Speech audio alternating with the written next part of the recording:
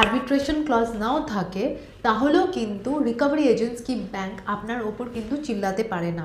আর আপনারাও যেরকম চিল্লাতে পারে না, ওরাও কিন্তু আপনাদের ওপর চিল্লাতে পারে না। এটা কিন্তু সাধারণভাবে ভালোভাবে সলভ করা যেতে পারে। আর লোক আদালত, যদি লোক আদালত বসে আপনারা চেষ্টা করবেন লোক আদালত অ্যাটেন্ড করে, ওটায় কিন্তু খুব সস্তায় একটা সেটেলমেন্ট করা যেতে পারে। চেষ্টা করবেন সেভাবে আপনারা পে অফটা করে দিতে।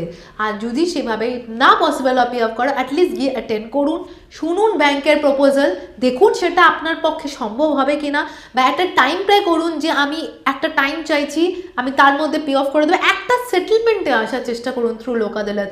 এটাতে কিন্তু অনেক ইজিভাবে, সস্তায়, সুন্দরভাবে সলভ হতে পারে। আর এটাও বলে দিচ্ছি, যদি কেউ লোক আদালতের থ্রু দিয়ে রিজলভ নাও করতে পারে, আপনি কিন্তু অ্যাটেন্ড করবেন। কারণ এটাতে এমন না যে আপনি সেটেল না করলে আপনার নামে ওয়ারেন্ট চলে আসবে, এটাতে কোনো ওয়ারেন্টের কোনো কোয়েশ্চেন নেই।